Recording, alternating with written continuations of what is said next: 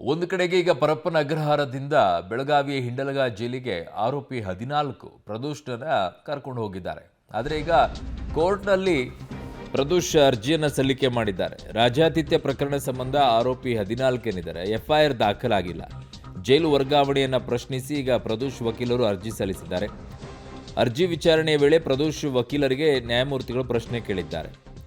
ದರ್ಶನ್ ಕೂಡ ಬೆಂಗಳೂರಿಗೆ ಬರಲು ಬಯಸಿದ್ದಾರಾ ಅಂತ ನ್ಯಾಯಮೂರ್ತಿಗಳು ಪ್ರಶ್ನೆಯನ್ನು ಮಾಡಿದ್ದಾರೆ. ಇಲ್ಲ, 14ನೇ ಆರೋಪಿ ಪ್ರದೋಷ್ ಮಾತ್ರ ಬೆಂಗಳೂರಿಗೆ ಬರೋಕ್ಕೆ ಬಯಸಿದ್ದಾರೆ ಅಂತ ವಕೀಲರು ಉತ್ತರ ಕೊಟ್ಟಿದ್ದಾರೆ.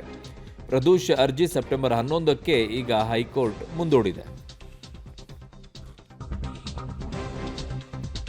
ಪ್ರದೋಷ್ ಅರ್ಜಿಯನ್ನು ಸೆಪ್ಟೆಂಬರ್ 11ಕ್ಕೆ ಈಗ ಹೈಕೋರ್ಟ್ ಮುಂದೂಡಿದೆ. ಹಾಗಾಗಿ ಬೆಂಗಳೂರಿಗೆ ಬಯಸಿರುವಂಥ ವಿಚಾರದಲ್ಲಿ ಹೈಕೋರ್ಟ್ ಏನು ತೀರ್ಮಾನವನ್ನು ತೆಗೆದುಕೊಳ್ಳುತ್ತೆ ಅನ್ನುವಂಥದ್ದನ್ನು ನೋಡಬೇಕು. ಅಂದರೆ ಆದೇಶವನ್ನು ಕೊಡುತ್ತೆ ವಿಚಾರದಲ್ಲಿ. ಈಗ ದರ್ಶನ್ನು ಕೂಡ ಬರೋಕ್ಕೆ ಬಯಸಿದ್ದಾರೆ ಬೆಂಗಳೂರಿಗೆ ಅಂತ ಕೇಳಿದ್ದೆ ಒಂದು ಕಡೆಗೆ ಬಹಳ ಇಂಪಾರ್ಟೆಂಟ್, ಅದನ್ನು ನೋಡಬೇಕು. ದರ್ಶನ್ ಕೂಡ ಬೆಂಗಳೂರಿಗೆ ಬರೋಕ್ಕೆ ಬಯಸಿದ್ದಾರಾ ಅಂತ ಹೇಳಿ ಏನು ವಾದ ಪ್ರತಿವಾದಗಳಾಗುವಂಥ ಸಂದರ್ಭದಲ್ಲಿ ಯಾವ ರೀತಿಯಾಗಿ ಅದು ವಿಚಾರ ಬಂದಿದೆ ಅಂತ ನೋಡಬೇಕು. ಜೈಲು ವರ್ಗಾವಣೆಯನ್ನು ಪ್ರಶ್ನಿಸಿ ಅರ್ಜಿಯನ್ನು ಪ್ರದೋಷ್ ವಕೀಲರು ಸಲ್ಲಿಸಿದ್ದಾರೆ. 14ನೇ ಆರೋಪಿ ಪರ ವಕೀಲರು ಎಫ್ಐಆರ್ನಲ್ಲಿ ಇವರು ಇಲ್ಲವೇ ಇಲ್ಲ, ಆದರೂ ಕೂಡ ಇವರನ್ನು ಬೇರೆ ಕಡೆಗೆ ಶಿಫ್ಟ್ ಮಾಡಿದ್ದಾರೆ ಅಂತ ಕೇಳಿದ್ದಾರೆ.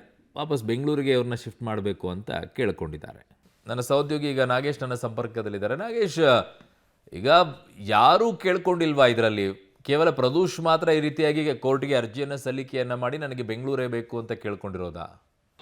ಅರುಣ್, ಈ ಒಂದು ಪ್ರಕರಣದ 14ನೇ ಆರೋಪಿಯಾಗಿರುವಂಥ ಪ್ರದೋಷ್ನನ್ನು ಹಿಂಡಲ್ಗ ಜೈಲ್, ಬೆಳಗಾವಿಯ ಹಿಂಡಲ್ಗ ಜೈಲಿಗೆ ಶಿಫ್ಟ್ ಮಾಡಿರುವಂಥದ್ದು. ಪ್ರಮುಖ ಕಾರಣ ಏನು ಅಂದರೆ, ಬೆಂಗಳೂರಿನ ಪರಪ್ಪನ ಅಗ್ರಹಾರ ಜೈಲಿನಲ್ಲಿದ್ದಂಥ ಸಂದರ್ಭದಲ್ಲಿ ರಾಜಾತಿಥ್ಯವಾಗಿದ್ದರು ಅನ್ನುವಂಥ ಸಂಬಂಧಪಟ್ಟಂಥ ಒಂದಷ್ಟು ವಿಡಿಯೋ ಫೋಟೋಗಳು ಆಚೆ ಬಂದಿತ್ತು. ಆ ಕಾರಣಕ್ಕಾಗಿ ದರ್ಶನ್ ಅಂಡ್ ಗ್ಯಾಂಗ್ ಸಂಪೂರ್ಣವಾಗಿ 5 ಜನರನ್ನು ಬಿಟ್ಟು ಉಳಿದವರಿಗೆ ಬೆಂಗಳೂರು ಸೇರಿದಂತೆ ಬೇರೆ ಬೇರೆ ಜೈಲುಗಳಿಗೆ ಶಿಫ್ಟ್ ಮಾಡುವ ಕೆಲಸವನ್ನಾಗಿತ್ತು.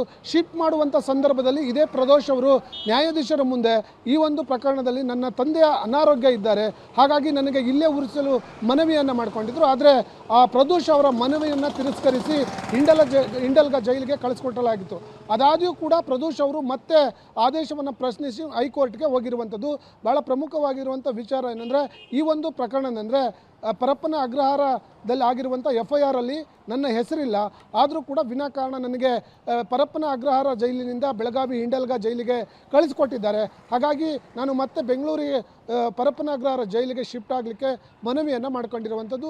ಈಗಾಗಲೇ ವಾದ ಪ್ರತಿವಾದವನ್ನು ಆಲಿಸಿರುವಂಥ ನ್ಯಾಯಾಧೀಶರು ಆದೇಶವನ್ನು ಮುಂದೂಡಿರುವಂಥದ್ದು. ಅವರು ಬೆಂಗಳೂರಿಗೆ ಬರುವಂಥ ವಿಚಾರ ಏನಾಗುತ್ತೆ ಅನ್ನುವಂಥದ್ದು ಈಗ ಸದ್ಯಕ್ಕಿರುವಂಥ ಕುತೂಹಲ. ಅರುಣ್. ಓಕೆ ನಾಗೇಶ್, ನಿಮ್ಮೆಲ್ಲ ಮಾಹಿತಿಗೆ ಧನ್ಯವಾದಗಳು.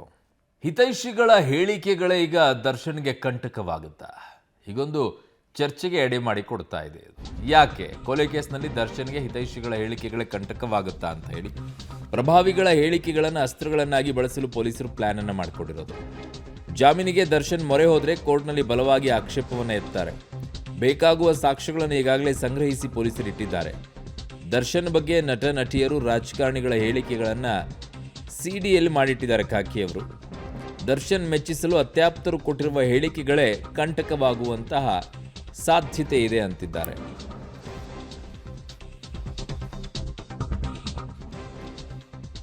ದರ್ಶನ್ನ ಮೆಚ್ಚಿಸಲು ಅತ್ಯಾಪ್ತರು ಕೊಟ್ಟಿರುವಂಥ ಹೇಳಿಕೆಗಳು ಹೇಗೆ ಕಂಟಕ ಆಗುತ್ತೆ ನನಗೆ ಅರ್ಥ ಆಗ್ತಿಲ್ಲ. ಅವರವರ ಅಭಿಪ್ರಾಯಗಳನ್ನು ಅವರು ವ್ಯಕ್ತಪಡಿಸ್ತಾರೆ. ಬೇಕಾಗುವ ಸಾಕ್ಷ್ಯಗಳನ್ನು ಈಗಾಗಲೇ ಪೊಲೀಸರು ಸಂಗ್ರಹಿಸಿಟ್ಟಿದ್ದಾರೆ. ಕರೆಕ್ಟು. ಹಂಗಂದ ಮಾತ್ರಕ್ಕೆ ಯಾರೋ ಆಚೆ ಬಂದು ಅವ್ರ ವಿಚಾರದಲ್ಲಿ ಮಾತನಾಡಲೇಬಾರ್ದು ಅಂತ ಏನಿಲ್ವಲ್ಲ. ಅವರ ಅಭಿಪ್ರಾಯಗಳನ್ನು ಅವ್ರು ಹಂಚ್ಕೊಂಡಿರ್ತಾರೆ. ಅದು ಹೆಂಗೆ ಕಂಟಕ ಆಗುತ್ತೆ ನನಗೆ ಈಗಲೂ ಅರ್ಥ ಆಗ್ತಿಲ್ಲ.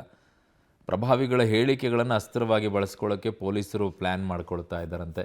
ಅದು ಯಾವುದೂ ಇದಕ್ಕೇನೂ ವರ್ಕೌಟ್ ಆಗೋದಿಲ್ಲ. ಅಲ್ಲಿ ಕೇವಲ ಸಾಕ್ಷಿಗಳ ಆಧಾರದ ಮೇಲೆ ನಿಂತ್ಕೊಳ್ಳುತ್ತೆ. ಹೇಳಿಕೆಗಳು ಯಾವುದೂ ಕೂಡ ಕನ್ಸಿಡರ್ ಆಗೋದಿಲ್ಲ.